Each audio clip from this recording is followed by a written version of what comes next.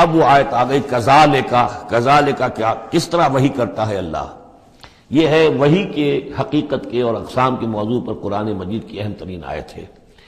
وما کان لبشر ان یکلمہ اللہ، کسی بشر کا یہ مقام نہیں ہے کہ اللہ اس سے کلام کرے. یعنی یہ نہیں کہ اللہ کے لیے ممکن نہیں ہے، نہیں، انسان وہ اتنی پستی میں ہے اس وقت کہ اس کا یہ مقام نہیں ہے، اس کے لیے یہ ممکن نہیں ہے، اس کے لیے ممکن نہیں ہے. اللہ تو جو چاہے کرے.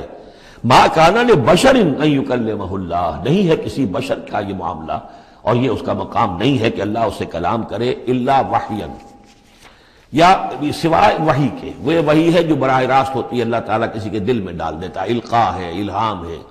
یہ ہے وحی کی پہلی شکل، براہ راست اللہ.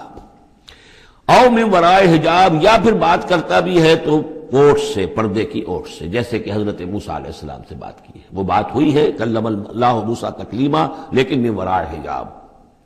تیسری شکل او یرسل رسولا، یا پھر وہ اپنے کسی پیغام پر کو ایلچی کو بھیجتا ہے، فرشتے کو بھیجتا ہے. فیوحی باذنہ ما یشاء، اور پھر وہ وحی کرتا ہے اللہ کے حکم سے جو وہ چاہتا ہے. تو گویا کہ تین شکلیں ہو گئیں. وحی براہ راست اللہ کی طرف سے، یہ الہام ہے، القاء ہے. جیسے کہ وہ شہد کی مکھی کو وحی کر رہا ہے، ہر آسمان میں وحی کر دی ہے. غیر نبی تھی حضرت موسیٰ کی والدہ، ان کو وحی کر دی، وہ جو دل میں ڈال دے. اور دوسرے یہ کہ کلام کی دوسری شکل من ورائے حجاب، جیسے حضرت موسیٰ. تیسرا یہ ہے قرآن کے نزول کی شکل، کہ جبریل کے ذریعے سے، فرشتے کے ذریعے سے وہ قرآن آیا ہے اور وہ انہوں نے حضور کے قلب مبارک پر براہ راست نازل کیا ہے. انہ علی حکیم، اللہ بہت بلند و بالا ہے. یعنی اللہ کی جو شان ہے وہ اتنی بلند ہے کہ وہ اس سے آگے انسان سے کھلم کھلا جو ہے کلام کرنا اس کی شان سے فروتر ہے. اور حکیم ہے، کمال حکمت والا ہے. اس نے جو بھی طریقہ بنایا کمیونیکیشن کا انسانوں کے ساتھ، وہ یہ طریقہ ہے جو اس نے بتا دیا. وَكَذَلِكَ أَوْحَيْنَا إِلَيْكَ رُوحًا مِّنْ أَمْرِنَا، اسی طرح ہم نے وحی کی ہے اے نبی آپ کے جانب اپنے امر میں سے ایک روح. اب یہاں وحی کو پھر روح کہا ہے، روح من امر. وَكَذَلِكَ أَوْحَيْنَا إِلَيْكَ رُوحًا مِّنْ أَمْرِنَا، یہ قرآن جو ہے یہ روح من امرنا ہے، یہ ہم نے آپ کی طرف وحی کیا ہے. اور یہ اب اہم ترین مقام آ رہا ہے قرآن میں، یہ بتانے کے لیے کہ خود حضور صلی اللہ علیہ وسلم کا ایمان جو ہے وہ بھی قرآن کے ذریعے سے در حقیقت اس نے ایک حقیقی اور واقعی شکل اختیار کی ہے. حضور کو ایمان کہاں سے ملا؟ حضور خود جو ہے وہ تو ایک ایمان کی دہکتی ہوئی بھٹی تھے کہ جو بھی آپ کے قریب آیا اسے ایمان مل گیا. اگر اس کے اندر اگر تو بیڈ کنڈکٹر آف ہیٹ ہے تو ظاہر بات ہے کہ بھٹی کے سامنے بیٹھ جاؤ، کچھ بھی ہو جاؤ، بیڈ کنڈکٹر کو تو ہیٹ نہیں پہنچے گی.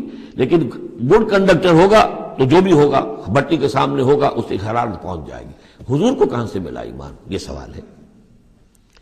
ما کنت تدری ما الکتاب ولا الایمان، اے نبی آپ نہیں جانتے تھے کیا ہوتی ہے کتاب اور کیا ہوتا ہے ایمان.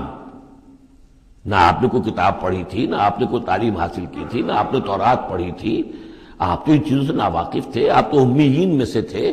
ما کنت تدری ما الکتاب ولا الایمان ولیکن جعلناہ، اس قرآن کو ہم نے بنایا ہے نوراً نہدی بہ من نشاء من عبادنا، وہ نور بنایا ہے کہ جس کے ذریعے سے ہم ہدایت دیتے ہیں اپنے بندوں میں سے جس کو چاہتے ہیں.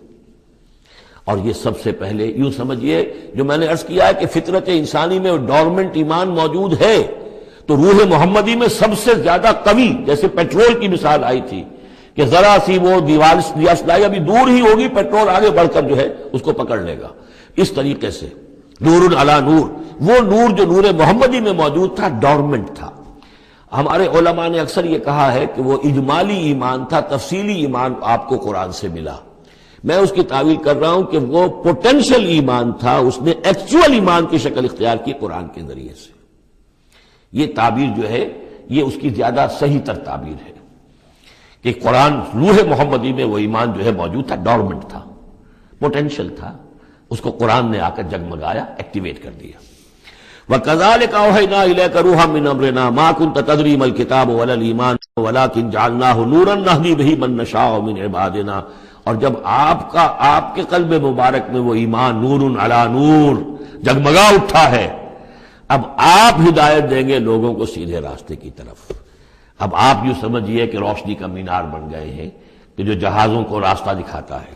انک لتہدی الی صراط مستقیم، صراط اللہ الذی لہ ما فی السماوات و ما فی الارض، اس اللہ کے راستے کی طرف کہ جس کے لیے ملکیت ہے ہر شے جو آسمانوں میں ہے اور ہر شے جو زمین میں ہے۔ الا الی اللہ تصیر الامور، آگاہ ہو جاؤ کہ اللہ ہی کی طرف تمام معاملات لوٹا دیے جائیں گے۔